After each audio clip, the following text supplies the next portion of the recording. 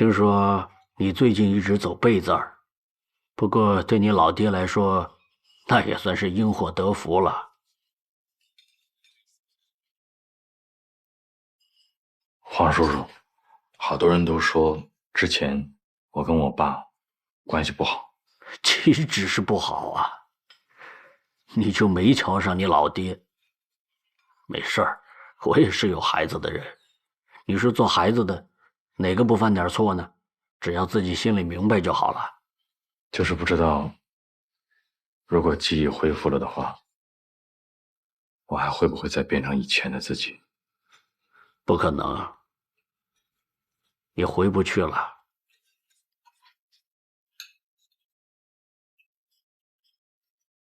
没有任何人能回到过去。现在这笔钱对咱们来说是个惊喜，也是迄今为止咱们手里头最好的一张牌。那程岩疯了似的，是为什么呀？不就是为了这笔钱吗？对吧？如果咱们把它封存了，那就是废纸一堆。但是，咱们如果把它当做诱饵，绝对可以达到引蛇出洞的效果。至少有一点上，咱们两个是达成共识的，就是程岩在龙华路案件里面是一个关键人物。只要找到他，秦队是好是歹，陈曦的幕后主使是谁，包括整个行动是基于什么案件，所有的一切都会水落石出的。什么时候开始怀疑秦池的？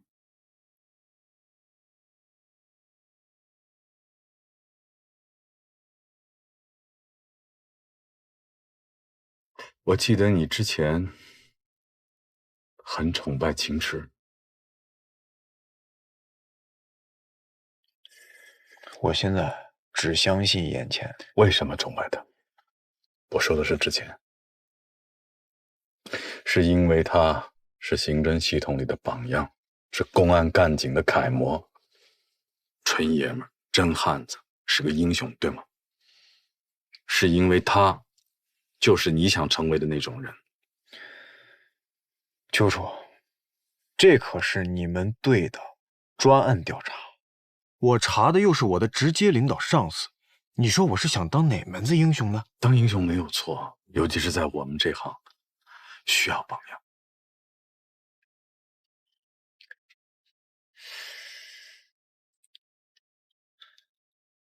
我就是把我的想法都告诉你了，具体这事儿怎么干，能不能干，还得看您。我明白，我去申请手续，接下来我们走一步看一步。就等您这句话了。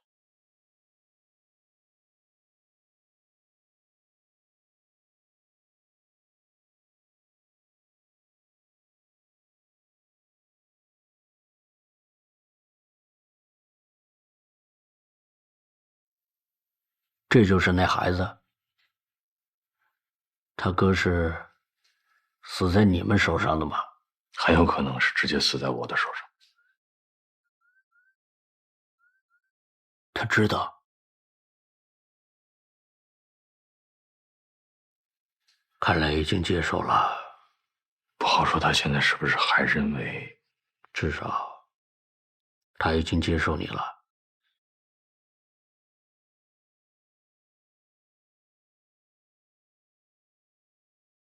可怜的孩子呀，就剩他一个人了。9年前我见到他的时候，他是那么可爱，那么活泼，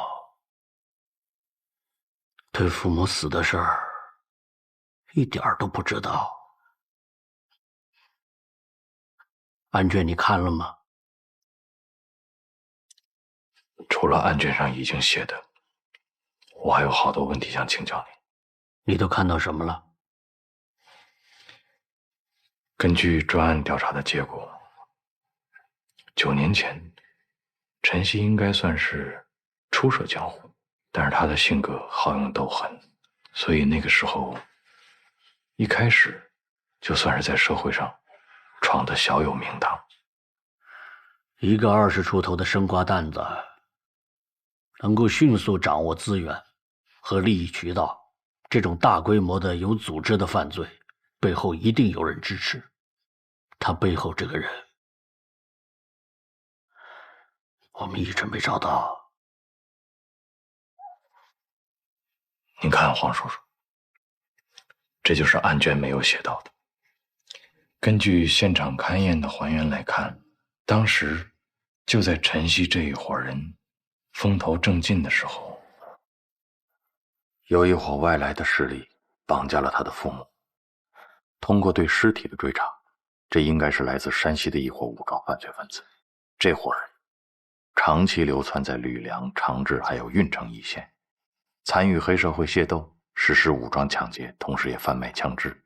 鉴于这两伙势力在犯罪活动上具有竞争性，山西团伙跨省绑票，基本上可以指向一种可能：他们不是在争夺地盘，而是一批货。没错。所以9年前的那天发生在训练馆的那次火拼，起因应该是人质交换。确切地说，这是一次失败的人质交换。老子，我操你妈！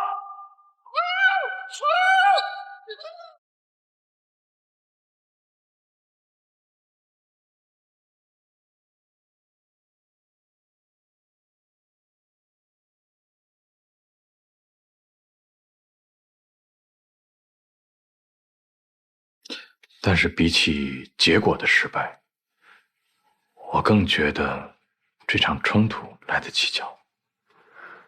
怎么个蹊跷法？倒也说不准，总觉得这场枪战是突如其来的。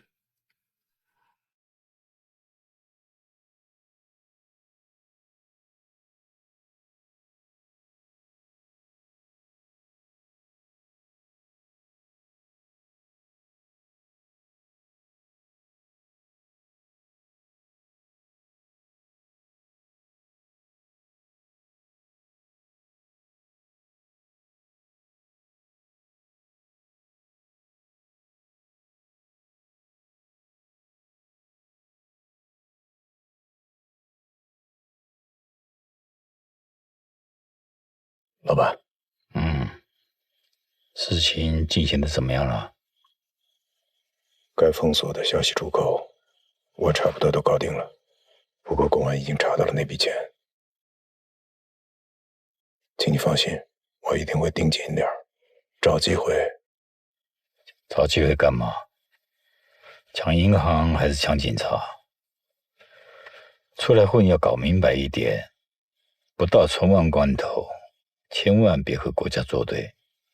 龙华路那一次就够冒险的，好在阴差阳错，事情快过去了。您的意思是？200万是一个数目，换作是谁啊，谁都会心疼。不过花了这笔钱，只要没有其他的节外生枝和是非，是可以的。我明白您的意思。怎么了？想说什么？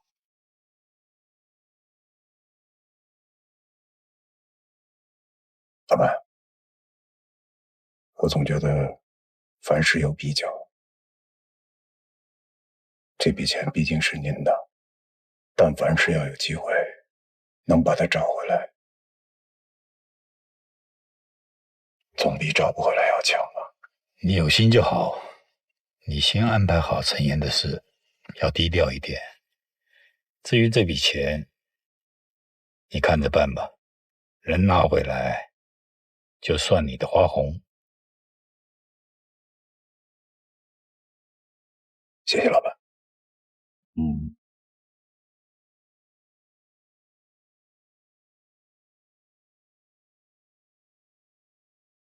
当年我一进入现场，这个问题就开始困扰我，那就是案发地点绝不是个适合埋伏和火拼的场所。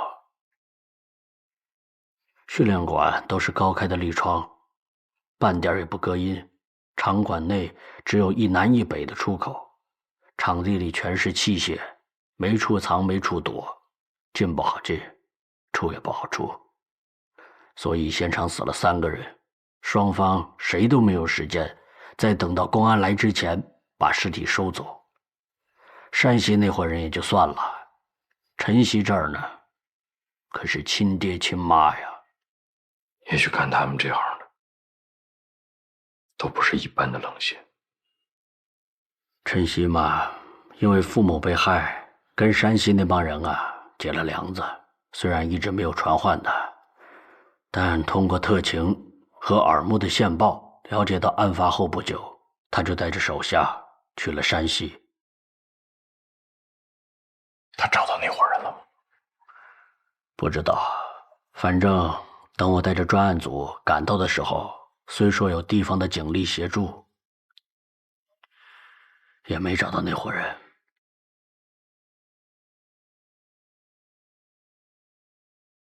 自从陈曦去了山西，这伙人就像是从地球上消失了一样，活不见人。回来以后，我又陆续接到了山西同行发来的消息，说是陈曦一伙人接手了那群山西人的生意，成为了运城一线的新霸主。所以我相信，应该是死不见尸才对。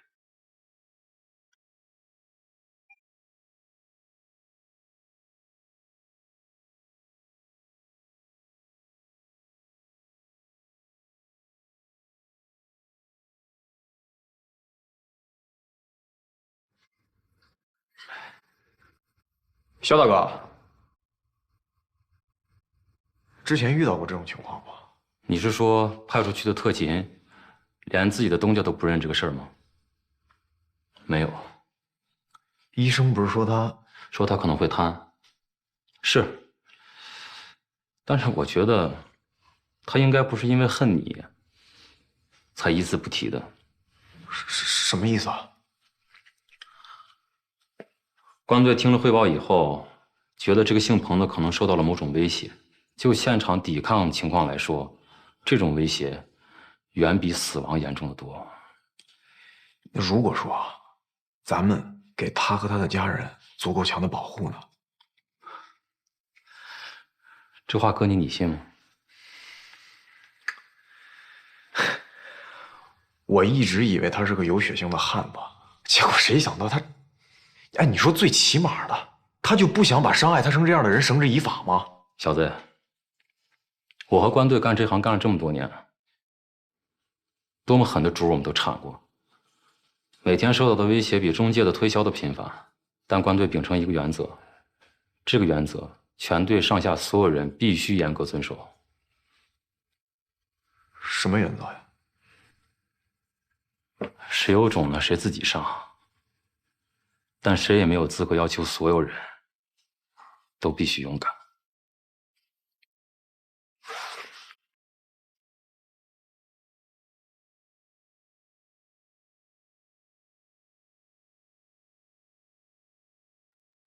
黄叔叔，本来这次请您来，是想了解一下当初案发冲突的起因，但是现在看来，您和我一样也是不清不楚。我还有3个小的细节，想跟您咨询一下。说吧。第一，当初双方为什么会选择综合训练场作为一个交换的地点？按说这个地方确实像您所说的，不适合埋伏和火并，作为一个多人交涉的地方可以，但是双方都选择在这个地方交换，是有什么便利吗？当年在这里值班的是体大因伤退役的一名运动员，姓袁，叫袁振国。对，他还有个弟弟，哥俩都是拳击运动员。我们查过，案发时哥哥住院观察快1周了，弟弟呢在巡天桥那边集训。鉴于训练馆的门不是被撬的，那我们就推测，有人在袁振国住院期间偷了这把钥匙。一个废弃的训练园区，加上无人看守，算是比较合适的了。第二个问题，他当时在哪儿？他在采访小学念书，对发生的事情基本上一无所知。后来是晨曦告诉他，爸妈出门旅行了，过一段时间才能回来。每天呢，都有人到学校接他，给他做饭吃。后来我们追查到，是晨曦付费委托了一家家政公司，到了晚上，晨曦或者他的手下再把他接回家。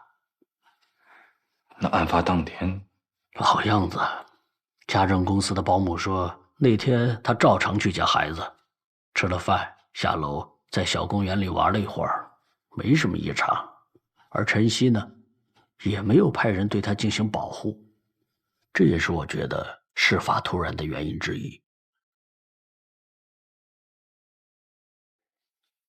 第三个问题，据现场的勘验以及尸检报告来看，有一名嫌犯先是中枪倒地，而后遭到后脑补枪死亡。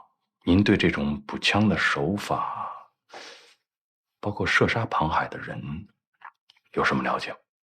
庞海后脑被补了一枪，这很特别吗？这一个疑点对我很重要。有什么理由让你对这个细节格外关注？7药寺龙华路仓库敌我双方一共有9个人遭到补枪，所以我至少有9个理由要搞清楚，到底是谁补了这一枪。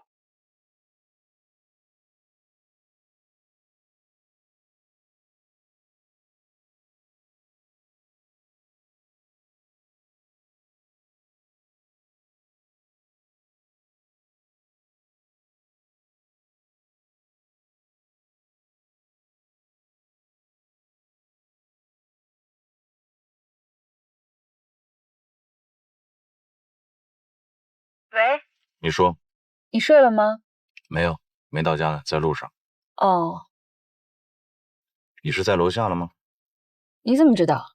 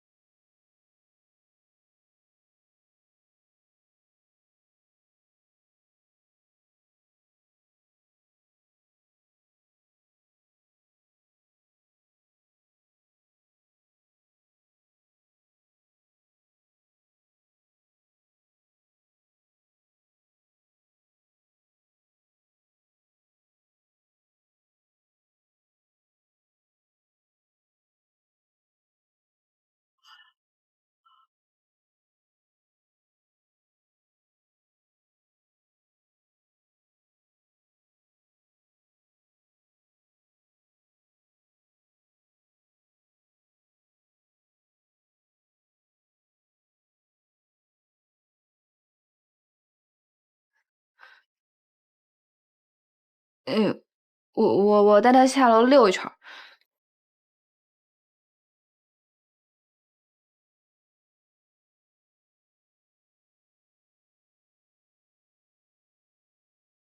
你吃饭了？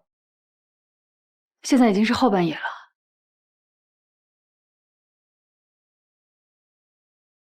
所以你找我，你助理今天到督察处去找过邱老师，为什么？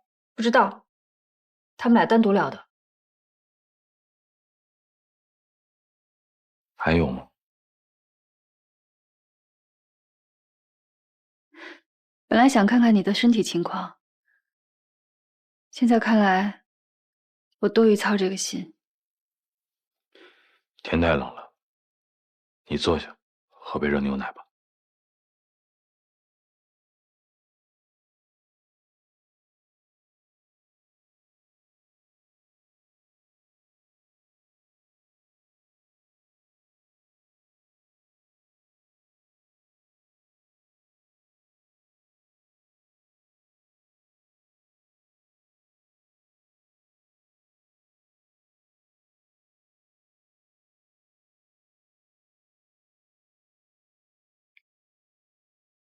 所以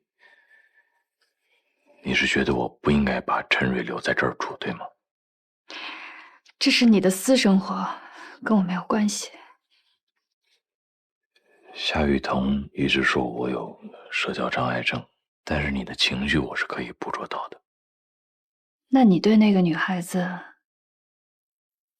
到底是什么想法？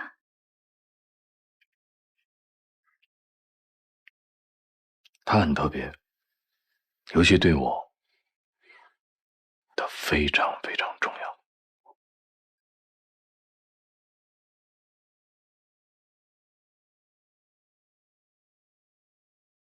当然，我们完全没有男女之间的关系啊。我都说了，这是你的私生活，跟我没关系。我问你了吗？但是你恰恰是因为这个东西在不高兴呢，不是吗？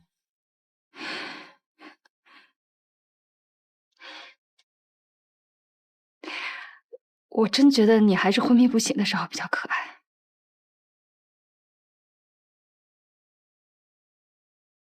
你们还没谈完？外面太冷了，但我能坚持。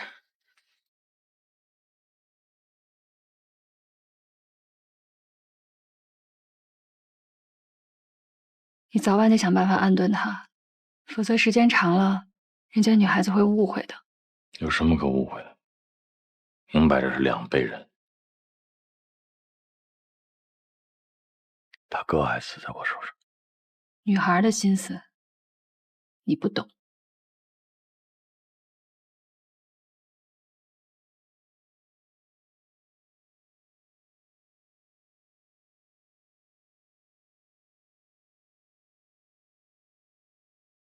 你觉得现在咱们俩算什么？你总会问这些我想不清楚的问题。714之后，从我醒了之后，我忽然发现你很好，所以你值得拥有更好的生活。那你觉得现在的你变得更好了吗？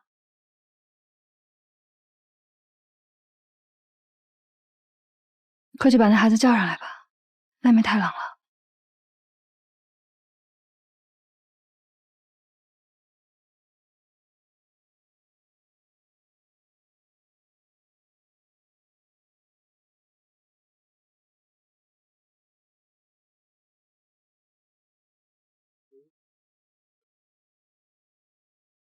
进。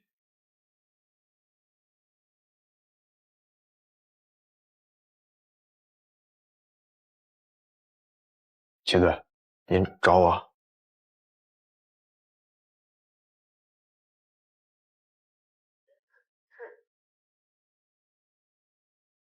你这2天去医院了吗？我去了，昨天去的，跟长风的兄弟们碰了一下，但是鹏鹏还是一句话都不说。对，长风的兄弟们分析，他应该是受到了很严重的人身威胁。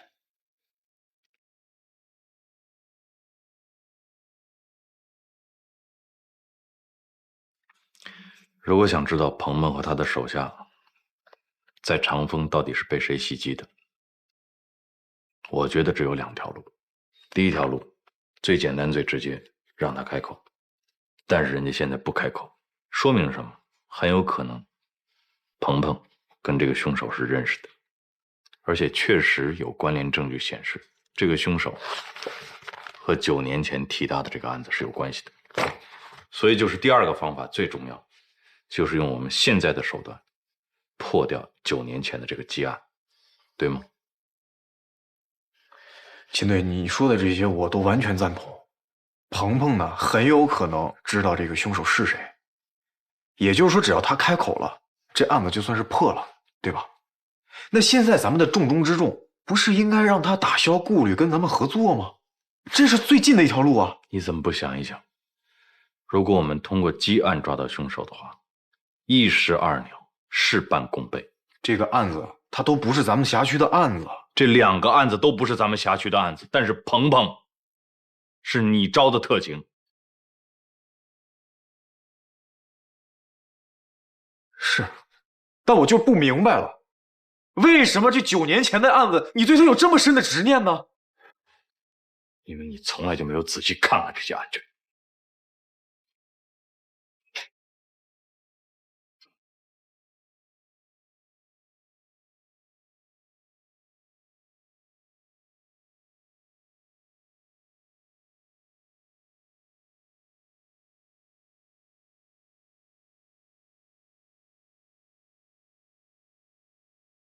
人家大夫可说了啊，他现在不能进食。本来也不是给他买的，那就是给我们买的呗。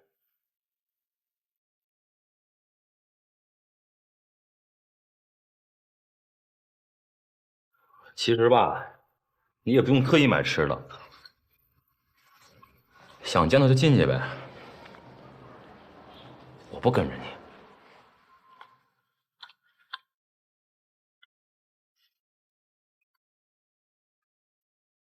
你吃不吃？不用了，不管你了啊。没事。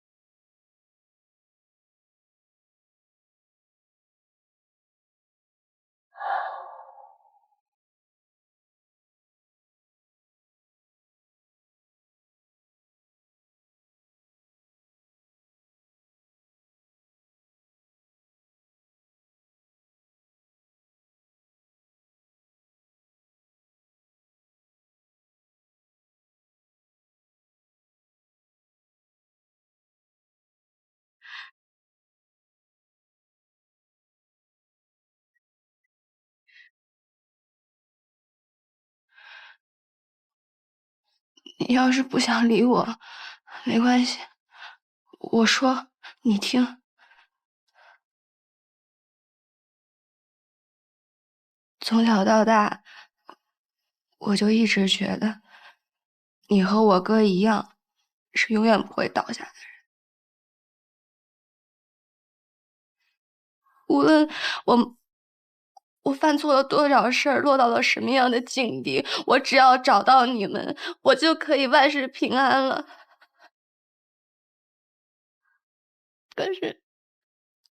可是我没有想到，你为了我这个麻烦精，你冒了多大的险，你干了多少受累的事情。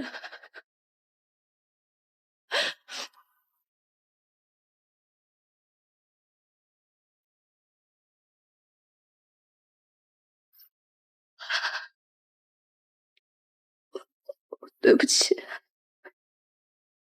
对不起。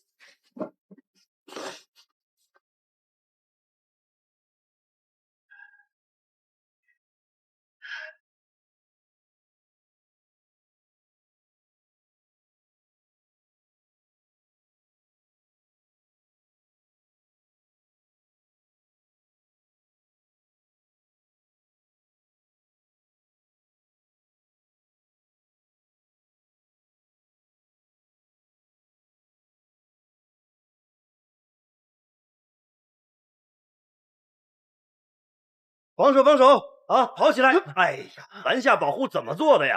啊，再来一次啊！秦老师啊，哎，您好，您好，之前跟您打过电话啊，是。当年那个案子您还记得吗？我们再次做一下记录啊。当时啊，我们在那儿训练跑步来着。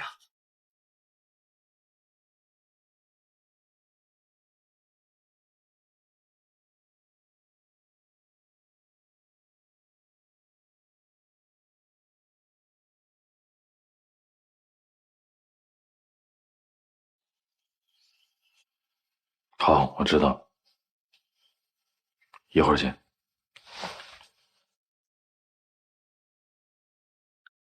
可能因为当年这个刑侦手段比较有限，但是专案调查，人家海港的兄弟还是真挺给力的。我们也不是去查人家专案调查这块的毛病。我就事论事嘛。现在你看啊，当年被杀的除了陈曦的父母以外，还有一个叫庞海的，他隶属于山西某犯罪集团。当年专案组已经去查过了，估计现在陈曦已经把那伙人给杀光了，所以是条死路。当年附近的居民听到枪声以后报了警，这个辖区的派出所在赶到之前呢，是最先通知的校保卫处，也就是说是保卫处的人最先赶到了现场，但是他们没有人敢进去。换句话说，那天晚上除了那2伙火拼的，现场没有任何目击证人。现在陈曦一伙人也死了，也就是说，当年在场的除了这个神秘的杀手以外，所有的人都不在了，仍然是一条死路。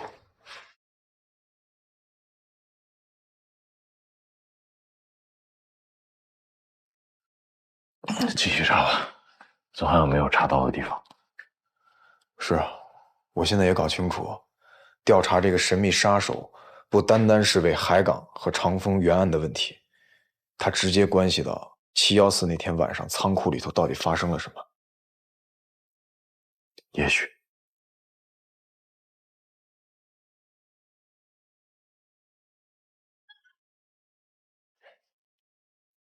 你有没有想过一个问题？陈曦的父母被杀了，但是这个案子这么多年都一直没有破，所以其实我们始终欠陈曦兄妹一个说法。是，但是这个说法好像也轮不到咱们来给吧？总得有人给。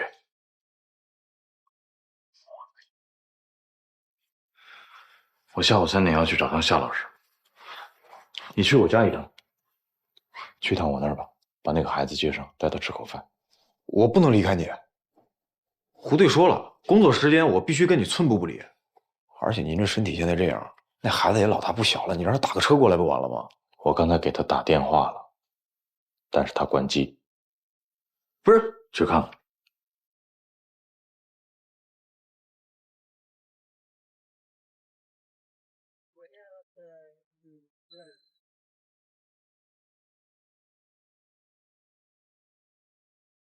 看你的样子很疲惫，是工作累的，还是没有休息好？哎呀，就是手上还有些事情，没有什么评估嘛，速战速决吧。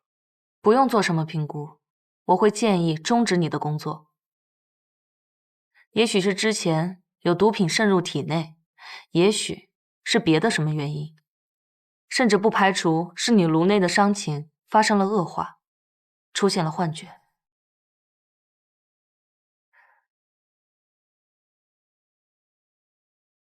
你知道吗？在病理上，这接近于精神分裂。我的状况你不是1天2天才知道。我只是提供专业的评估和建议，你能不能继续工作，不由我来决定。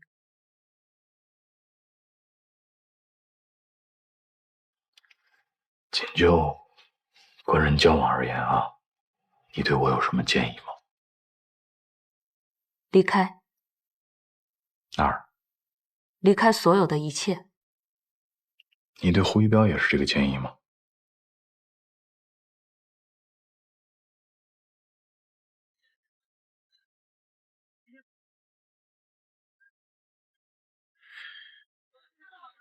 陪吃，陪喝，陪聊还陪玩。哎，我突然发现这心理辅导是项福利呀。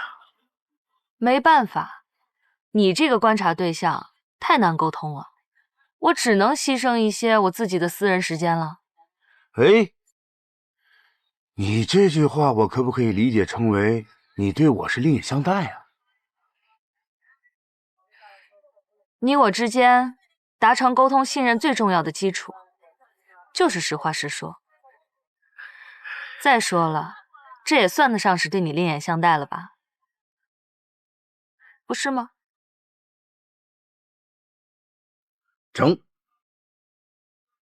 尊敬的夏老师，您无微不至、如影随形的陪了我这么长时间，我还不清楚上面委托你到底想辅导我什么呀？上级委托的评估报告，我早已经有了结果，具体的内容不好跟你讲。不过可以告诉你的是，你的辅导期结束了。结束了？你是个好刑警。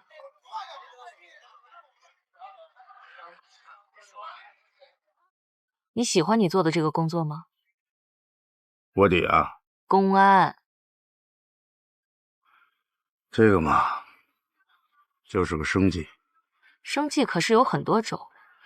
什么生计都差不多，你多受点累，其他兄弟就能轻松一点。你肯冒险，其他兄弟就会安全些。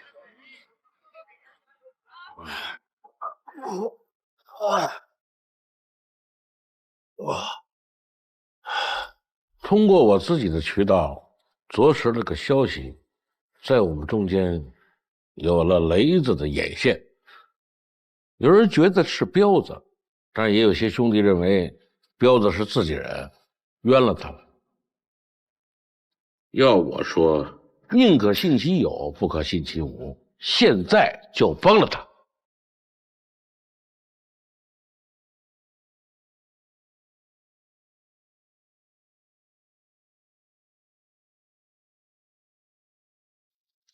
可问题是，如果不是他，我把他做了，那真正的反骨子不还是藏在我们中间吗？妈呀，你这说的我有点蒙圈，那应该怎么办？很简单，今天在场的各位兄弟，只要你有辙，能让他认了，拿出他做眼线的证据来，我们就做了他。之前他所有的生意都归这位兄弟。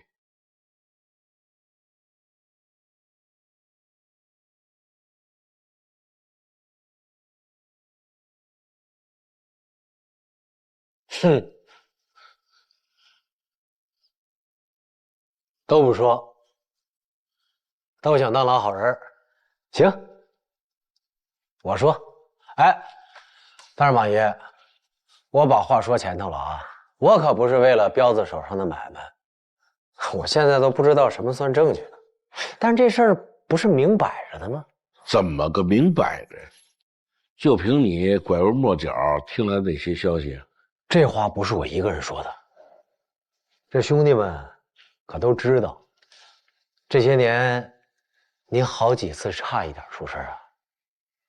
去年年底，在邢台，咱们和古村的运输队开战；今年春节前，咱们在京港总站铲掉那2家个体户；还有6月初，在秦园东站，咱们抢回那批货。那一次多悬呐！除了马爷您，咱们4个兄弟折了。哎，那几次可都是这个姓胡的打的头阵，和您在一块儿。哎，但每回出事的时候，还偏偏这哥们儿他就不在现场，真不是我撬他。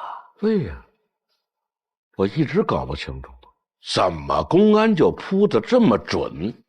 你小子说的对，那天你确实不在。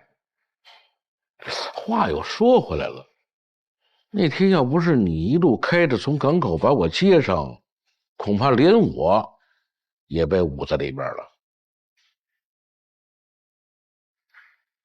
我们预定的是在古城游乐园后师下手，要不是对方临时改变路线，我们也不得不换在了秦原东站。可是知道这个路线的只有我和彪子，剩下的人都被公安收了。你是怎么知道的？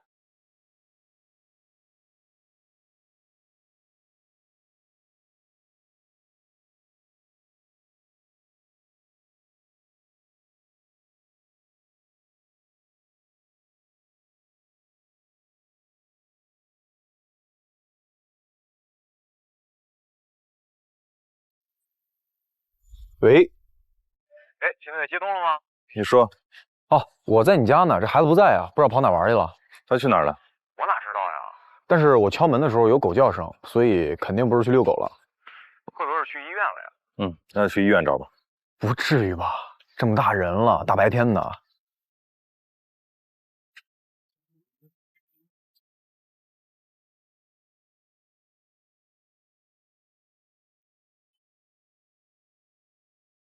您好，您拨打的电话已关机。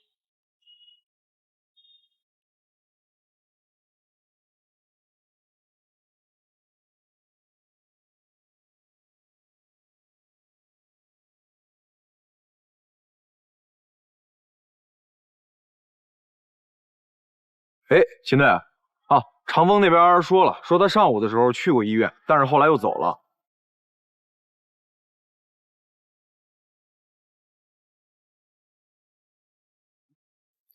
技术科吗？我秦池，我现在给你们发一个电话号，赶紧给我做一个3角定位。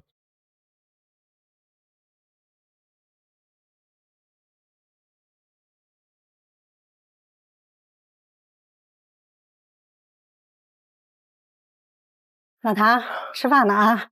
哎，放一边吧，我一会儿吃。好，您结了，总共600块。哎，好，你慢走啊。慢走啊。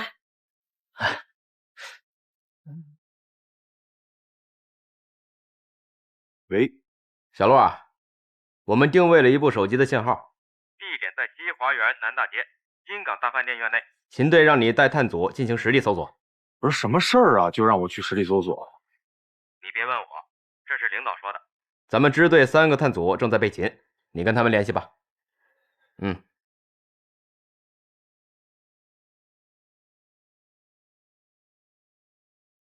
哎，秋初，申请的文件已经下来了，现在在我手上，怎么交给你？我现在啊手里头有点事儿，晚一点我们支队门口串8见吧。不行啊，小罗，咱们是有纪律的，不能在那样的公共场合聊案子。咱们还是换个地方见吧。秋初，我这儿来了一个特别重要的电话啊，我一会儿给你回过去。喂，这2天什么情况？哎，胡队，都挺好的，特别正常啊。我们这儿办案呢。我听说你从海港那边调了本接案查，怎么回事？嗨，一言难尽啊。哎，您看这样行吗？我直接把电话给秦队啊，您直接问他。不用了，他没什么事吧？没事，都挺好的。就是脸色有点难看。你尽好本分，别离开他左右。放心吧，啊。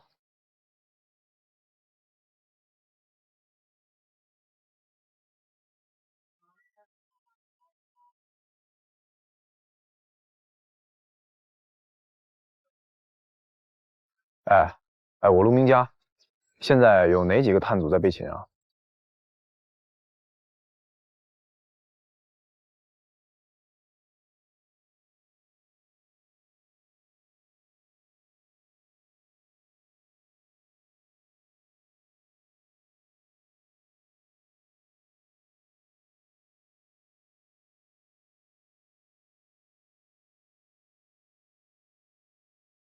态度不太好，也不理我。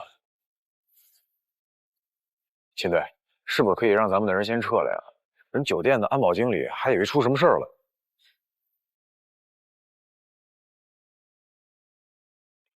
学子们辛苦了，撤吧，撤吧，收队。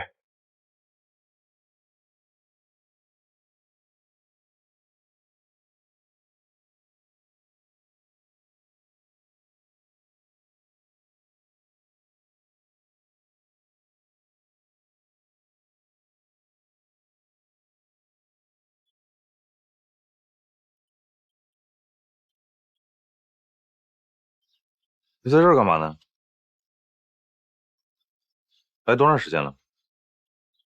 我们都在找你，很着急的。给你打电话你还关机，什么情况？没电了。啊，你会说话呀？我你哑巴了呢。来这干嘛呀？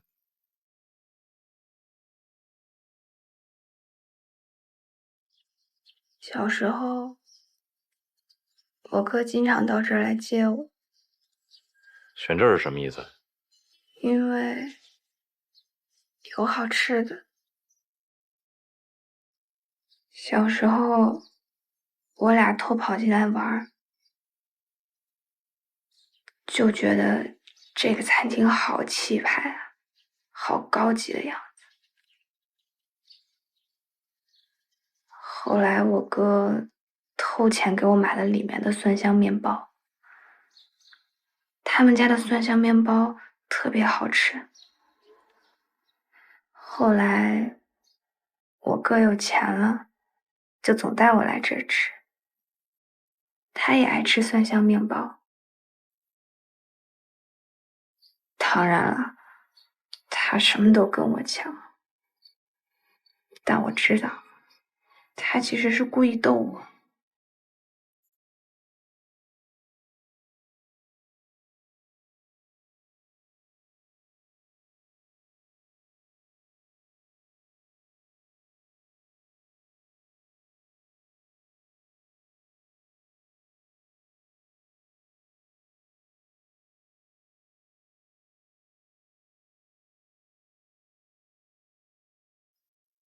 过去没听你说过啊，早知道也带你来了。你以为能代替我哥带我来？我不是那个意思，我也想吃点好吃的。你看，就是这样。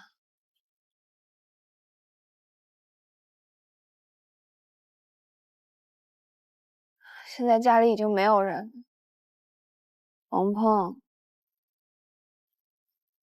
他是仅有的，算半个家人吧。现在也被我害成这样。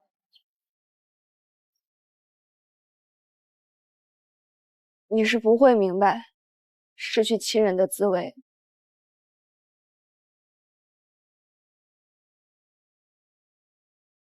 那你走吗？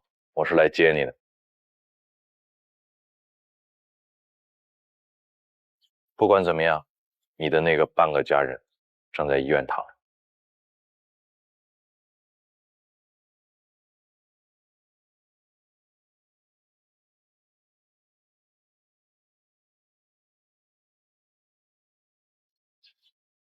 我现在跟秦队在一块儿呢，这事儿就没必要让他知道了。你先把车停路边，我抽空追找你。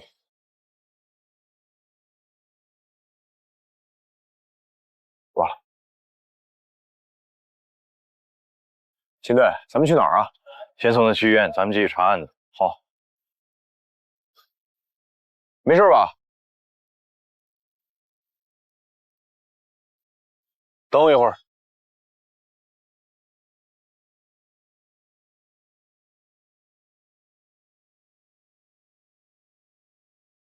你别乱跑啊！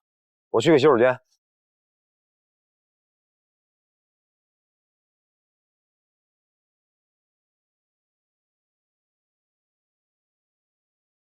你好，欢迎光临。你好。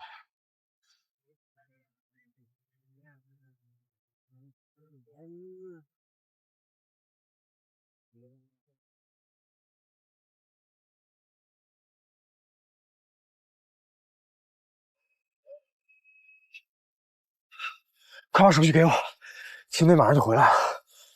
嘛鬼鬼祟祟的？行，回来以后我会联系你的。哎啊，我就不明白了，我们做的事情见不得人吗？怎么说呢？咱们要查的这件事儿，肯定是见不得人的。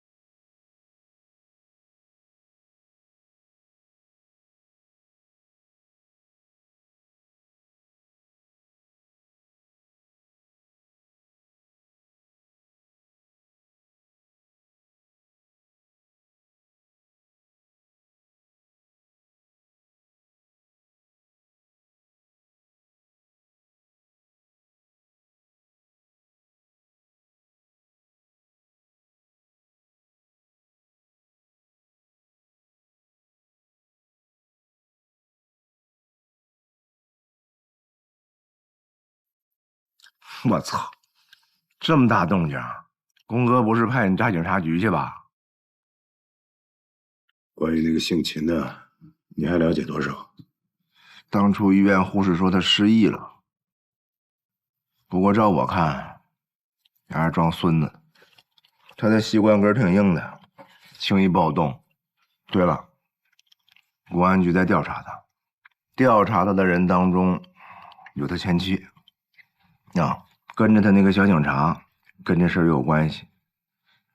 不过我听说他根儿更硬，也动不了。你的手是他弄的？不是他。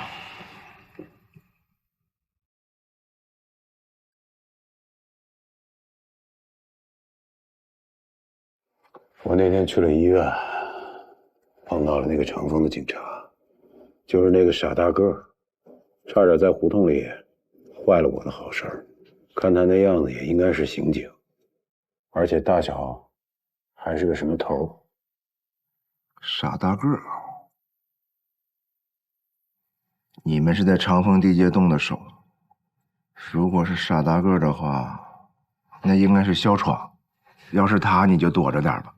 长风刑侦口那都是狠人啊。那个秦池啊，如果真失忆了，最好。如果不是，随你便吧。不过我觉着公哥呀，肯定不希望你杀更多警察，他毕竟是个生意人嘛，民不与官斗嘛。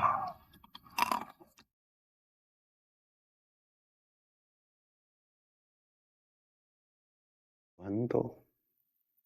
你什么时候变成他妈良民了？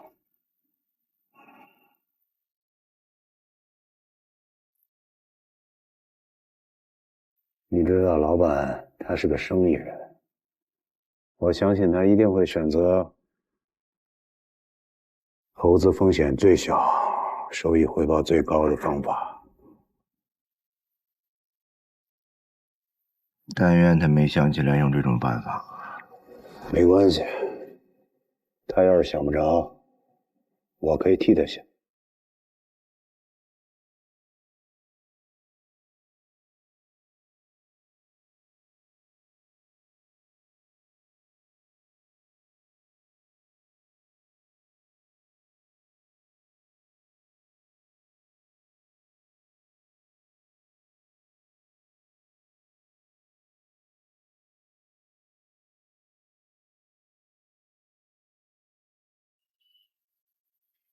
就是在这儿。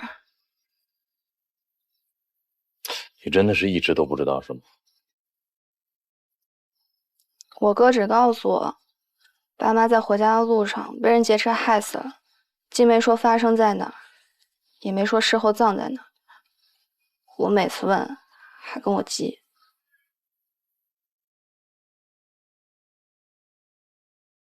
真想不到，会是这么一个学校吗？这是体育大学综合训练中心。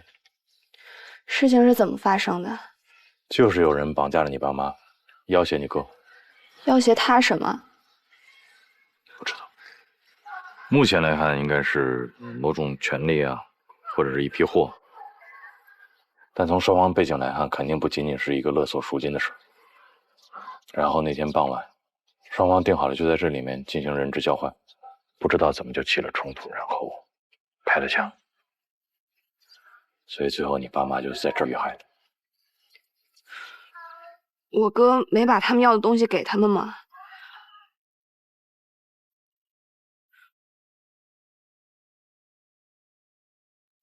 我过去一趟，在这等我。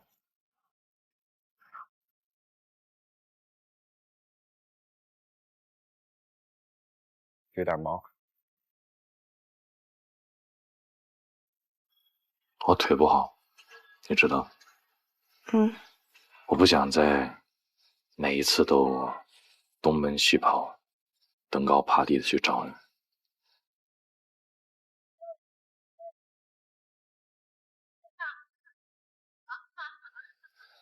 你好，你好，我青池。哦，我是这儿的保卫处负责人。哦，行，那你带我们去看一看。好，好吧。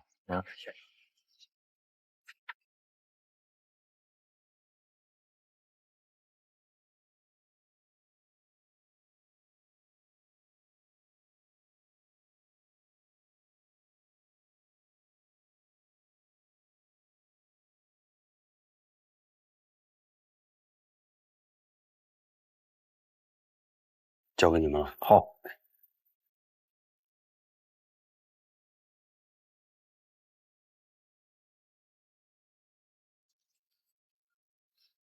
那你们培养的这些专业运动员，最后的结果都是这样吗？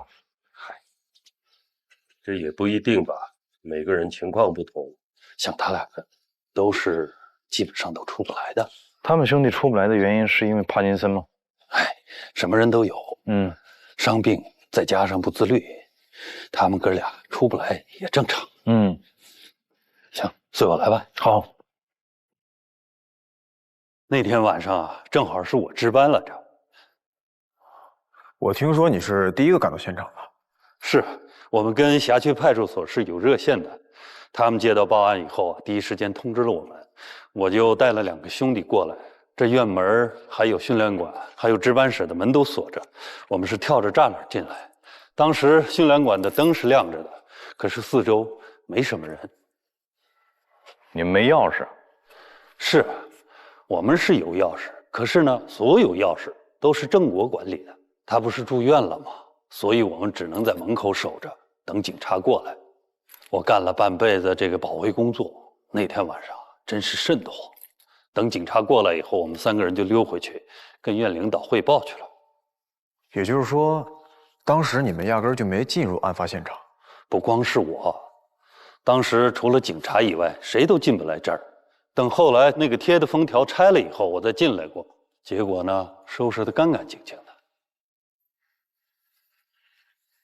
难怪啊，你现在脚底下就是被害人陈尸的位置啊！看来你是真不知道。对了，当时你来的时候有没有看到其他人啊？没有。有没有看到什么车辆呢？当时也没有车辆。那有听到异常的声响吗？比如说枪声？那就更没有了。你确定？当然，那天我们3个吓得呀都懵了。这里特别安静，我们为了互相壮胆，就没话找话说。我那2个兄弟都吓得快尿裤子了。没有钥匙，你们怎么进来的呢？那天派出所是借了个梯子，从窗户进来的，然后就贴了封条，跟我们说让我把这个钥匙送过来。我呢，第2天一大早通知正在训练的郑华，让他跑了2趟医院。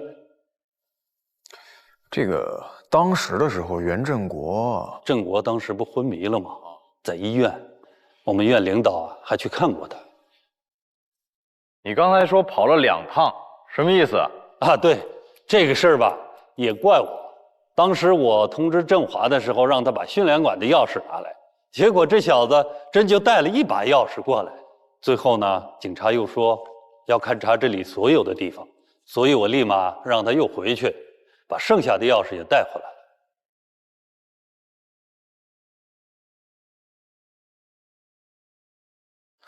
其实呢，我们也提供不了那么多的线索。这事儿又过去这么长时间，我是想问一下，我们重新调查这事儿是不是有什么其他的？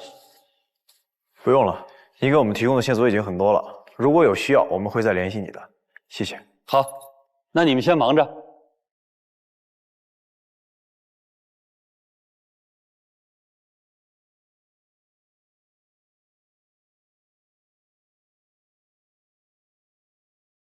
看来这次我跟上您的节奏了。你最好能跟上。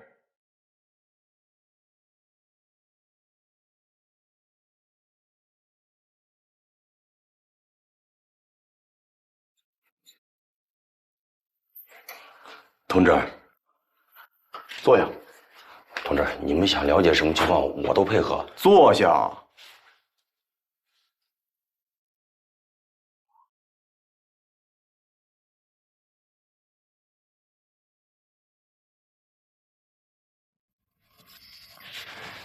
情况呢，我们都了解了，事儿也挺多的，咱们都痛快点儿。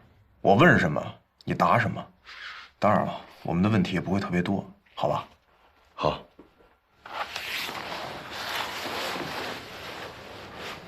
2伙人选在综合训练馆会面，最后升级成火拼。金港市那么大，他们为什么就偏偏选在这儿呢？这个我不知道。你这就是在浪费大家的时间了。废弃的综合训练场，平常只有你哥一个人看着，这个地儿是真合适。如果没有内部消息，他们怎么知道选在这儿啊？那2伙悍匪为什么选这儿，我真不知道。老的综合训练馆已经废弃了，这事儿大家都知道。咱先不说死者为大的事儿，出事之前，我哥已经住院了，你们现在还冤枉？你别给我装傻啊！这里面有没有你哥的情况，我们不清楚。我现在说的不是你哥，是你。我当时在拳击队训练，而且我没钥匙，钥匙都在我哥。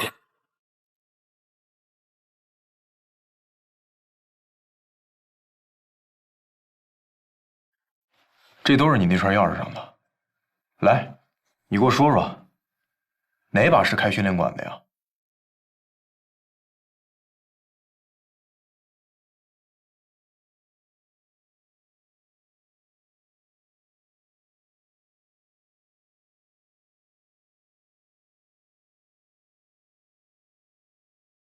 慎重点选啊，选错了，不带借据的优待可就取消了。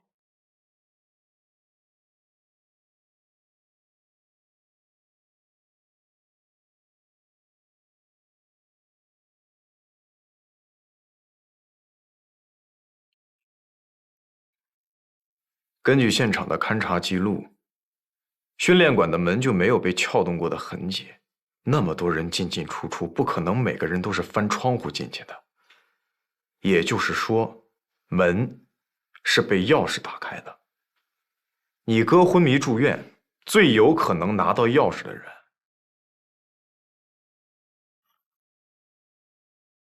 是你。而且你带我们2次进入案发现场，我看你没有一次是痛痛快快把钥匙找对的呀。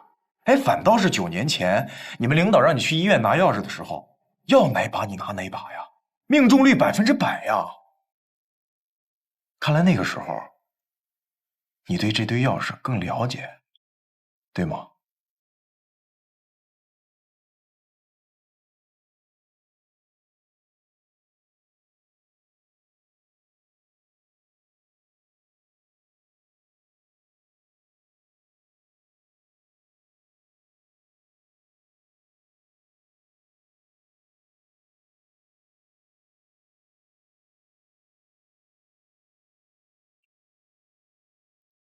这哥们儿完了，今天之内肯定全撂，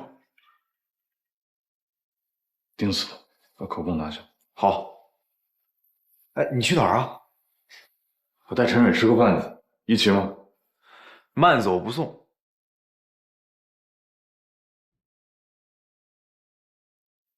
金针菇、西兰花、玉米、韭菜。你老在这么个小破店儿吃，你不嫌腻啊？秦队，老样子还是可能有点吃腻了。那咱们出去吃，要不咱们换一家？随便。啊，那我带你吃东北菜。我吃。烤鸭。我吃。西餐。那你想吃什么呢？到底？还随便了。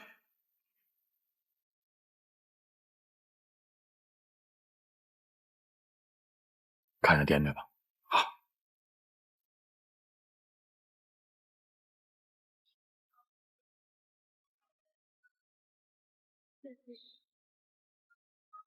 请 A101到3号柜台办理业务。请 A101到3号柜台办理业务。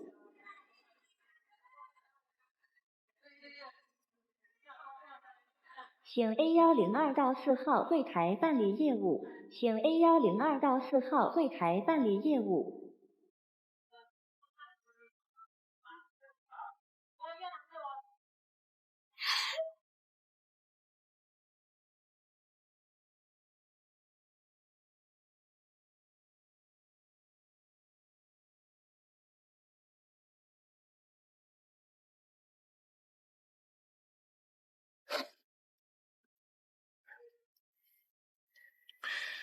那天下午。哪天下午？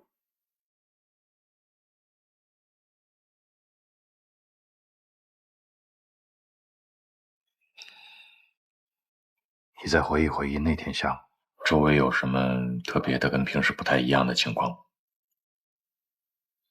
你们抓的那个不是凶手啊？凶手可能已经被你哥哥除掉了，他不是，但他参与了。凶手都死了，你们还查什么？现场发生过枪战，时隔很多年了，当时活下来的人已经不多了，鹏鹏算一个，但是还有一个人已经确定，就是刚刚差点杀掉鹏鹏的人。这个不明身份的人，不只是参与了9年前的混战，而且现在一直想杀掉鹏鹏，以至于鹏鹏到现在矢口不提所有的情况。而且另有蹊跷。什么蹊跷？根据作案手法来判断，我跟你哥哥对射的时候，他可能也在现场。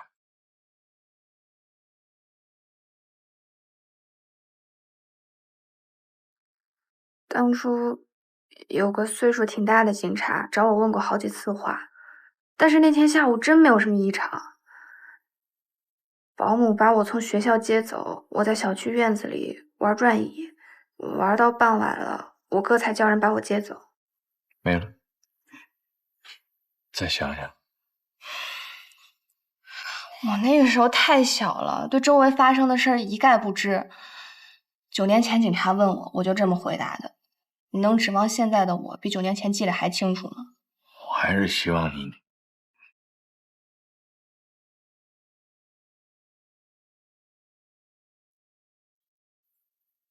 秦队，这小子全招了。他怎么说？是这样，他哥生前呀，因为赌权欠了一屁股债。人家高利贷公司的人呢，知道他在一个废弃的训练场值班，所以就经常借用这个地方。事发前一天，陈曦一伙人找到他，让他去医院把他哥手里的钥匙拿过来。因为兄弟两个人觉得得罪不起他，所以就照做了。案发时他在那儿吗？他应该不在。据他说呢，他是把钥匙放在值班室马路对面的那个槐树下面，然后陈曦一伙人用完钥匙又放回去了。你信他说的吗？看他那副德行，应该是不敢再撒谎了。知道了，那咱接下来该怎么办呀？下班了再说。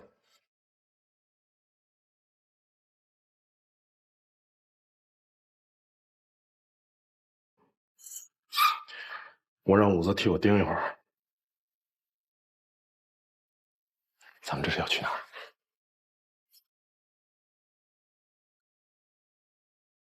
我们现在去那天你待过的小区，你还记得怎么走吧？你不会是要弄情景再现这套吧？我说了，我真的不记得有什么异常。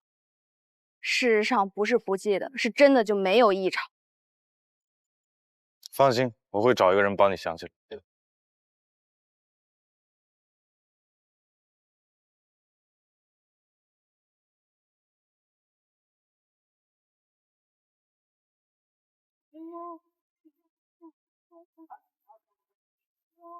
对不起，先生，我们已经下班了。我是警察，来办案的，已经约了你们经理了。哦，好的。哎，陆警官，哎，来了。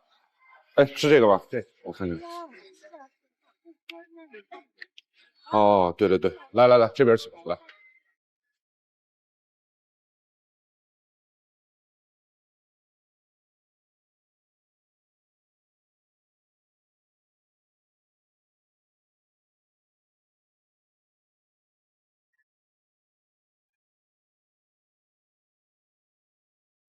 夏老师，我的心理督导员。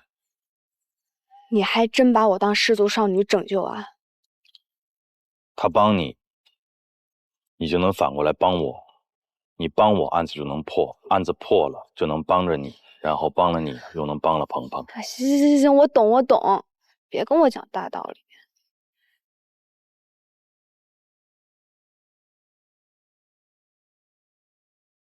说吧，需要我怎么做？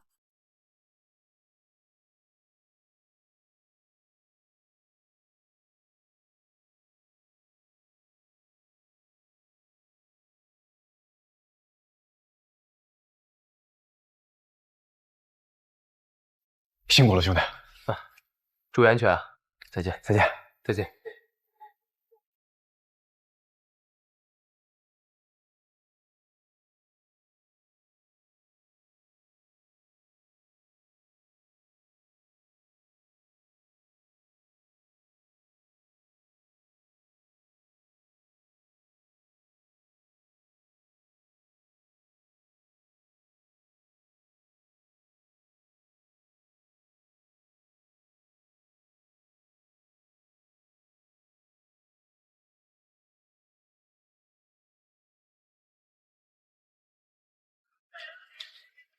那天你就是坐在这上面玩的吗？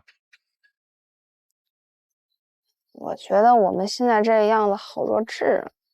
没关系，再幼稚的事情做的人多了，也就是行为艺术，没有人会在意的啊。那天天黑了吗？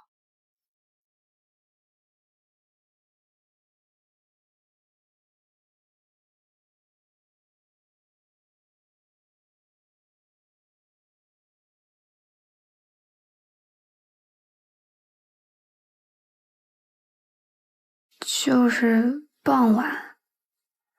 家政公司的保姆没在旁边吗？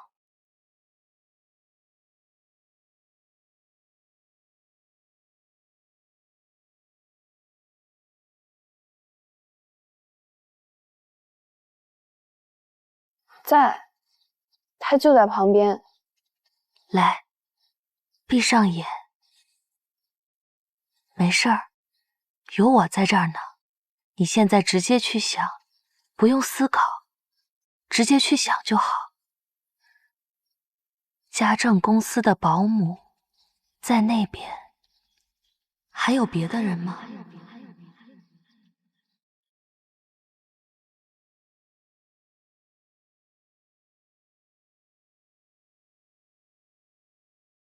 有个大人在，是个男的。呼吸，深呼吸。告诉我，你闻到了什么？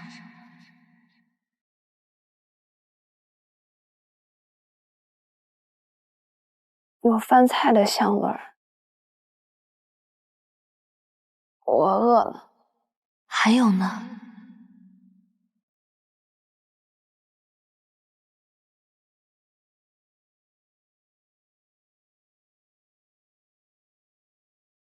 那个大人在抽烟，好难闻。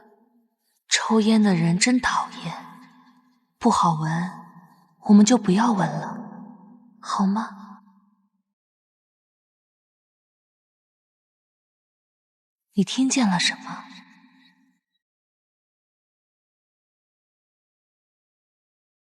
兄弟，我也很遗憾，不过货是老板的。哎，你这小妹妹真挺可爱的，放心，我在这儿就替你陪她玩会儿。处理好啊，别选错路，大家就相安无事。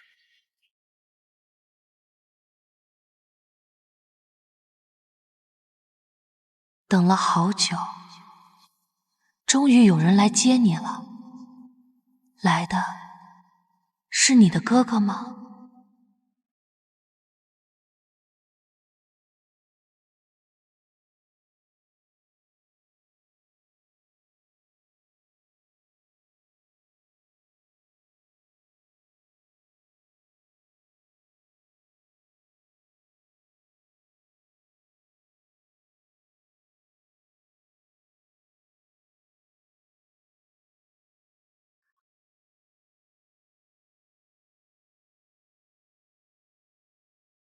走开！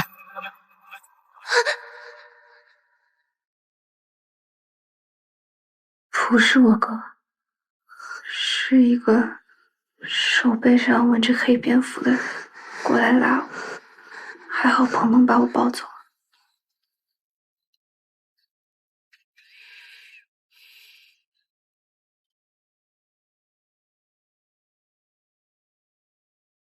那颗9毫米的弹头就是从这个地方，秦池警官的左额处射入的。弹头穿过颅骨时碎成了3块 ：A 弹片、B 弹片、C 弹片，形状都不规则。其中这 C 弹片卡在了颅骨破损的地方，我第一次手术的时候就给它取出来了。你确定把小姑娘带到莫医生这来是合适的吗？那怎么办？就陈蕊的问题，我要跟你沟通一下。他现在的注意力都在你的身上，省得我们需要生硬的支开他。我可不想破坏和他刚建立起来的良好沟通。想得周到。其实是昨天我跟莫忠义看完电影，他发短信告诉我说，我法政中心的门禁卡落在了他车上，今天要给我送过来。请问，如果我的主治医师还有心理医生搞在一起的话，对我未来的治疗会有什么影响吗？不用担心未来，不过现在的影响就是，我需要借助你们俩的帮助来逃过这次约会。你想怎么甩掉莫医生，跟我一点关系都没有。我想知道的是，你对陈蕊今天做的这个东西叫催眠。我们还算是在现实世界范畴内的探讨吧。那就是最基本的记忆引导，通过模拟时间和空间感，逐渐阻断部分的感知器官，来达到单一感知器官的记忆重现。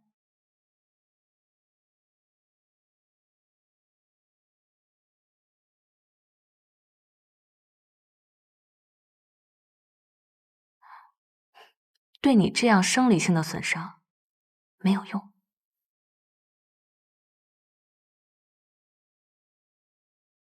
可是